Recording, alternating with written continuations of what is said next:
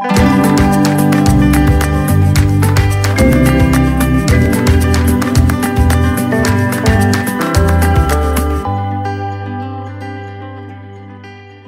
simply startling how many people bust their guts at work for however many decades to slowly build up their nest egg, and we're all too willing to hand over the reins of our money to a fund or an IFA recommending and allocating our money into a fund.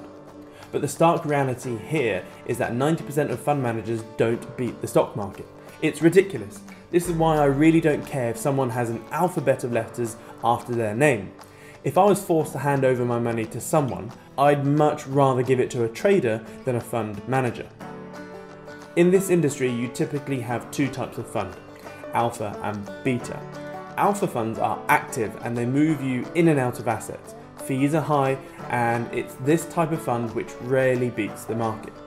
Beta is a passive fund where you just sit and plod along in some sort of tracker and is a lot cheaper, fee-wise. It's also really crappy how the banks dupe people into certain actively managed funds. What they may do is set up 20 different funds at the same time and give a small pot of money to 20 different potential hotshot money managers, and then see how they do for 5 years. 5 years later, 90% of them will have failed miserably, but the two that did well will then be applauded and publicised to the general public for investment. They will then show the 5-year track record and extrapolate one's potential rewards. But statistically, even these then proceed to falter. So the whole point of this video is to basically show you why you really don't need a fund manager, and that you are potentially the best money manager you will ever need, provided you invest in your own knowledge, that is. So here are the 11 reasons why you can do better. 1. You have no conflict of interest. This is a biggie. You are the only person who cares the most about your money.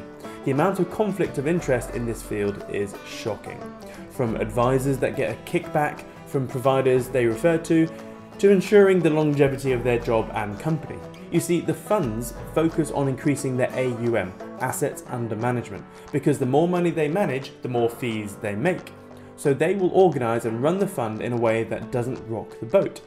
Also, the fund manager is always at fear of losing his or her job, so he or she will toe the party line.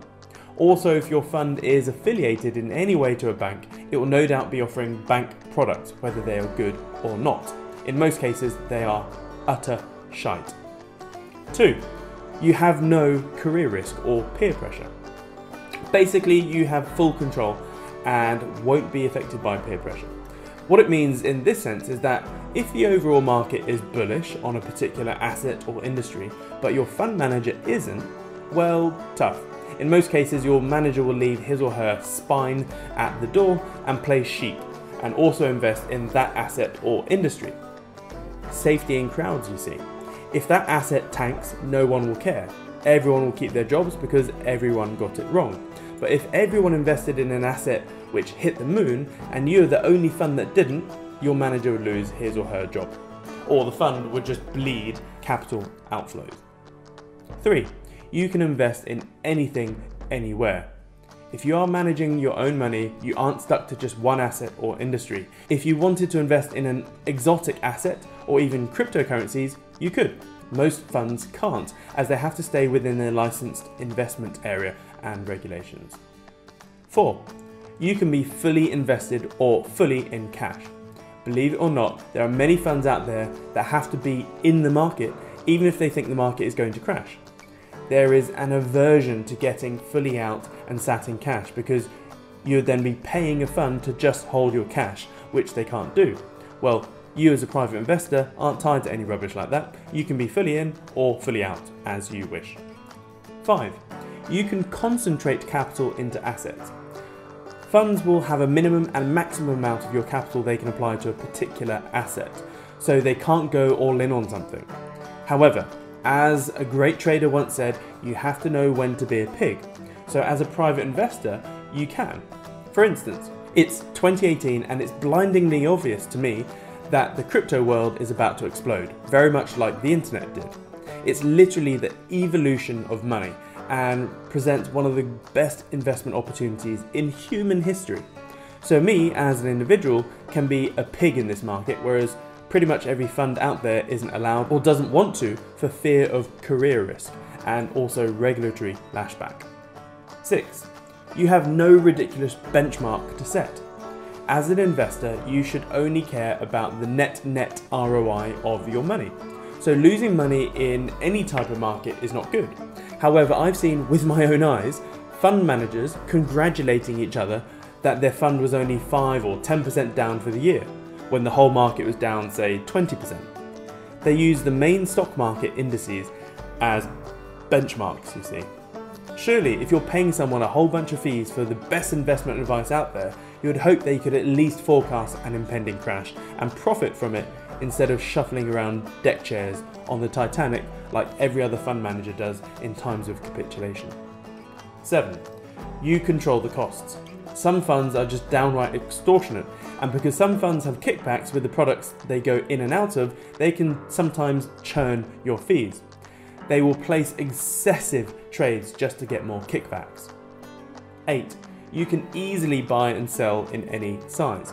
This is because you no doubt have an insignificantly small investment pot compared to a fund. So you're able to dance in and out of the market cheaply and quickly. Whereas if your fund wanted to buy $1 billion of Apple stock, it's a bit trickier. 9. You won't succumb to bad computer decisions. Although AI and AI trading algorithms are good, they are not infallible yet, and often make mistakes, and can't yet properly read or understand overall market sentiment. This won't be a problem for the average investor. 10. You will learn from the bad years. Let's say you put your money into a fund and there's another 2008 style crash, and most people lose money. Well, all you'll get is just a balance statement showing how much money you've lost, and that's it. Whereas when you're managing your own money and you lose, you frickin' learn. Thus, you'll be enhancing your investing skills and ability for the future. Despite my personal trading achievements and windfall trades now and again, I'm nothing special. I'm simply a product of over 13 years of hard and painful mistakes.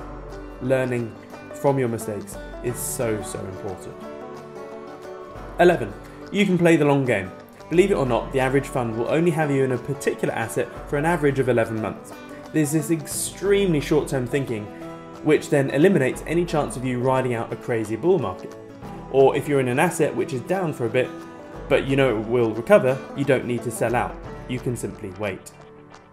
So they are the 11 reasons why you don't need anyone but yourself in control of your own money, and hope it helps. Just have these points in the back of your head the next time someone tries to lure you into some shitty mutual fund.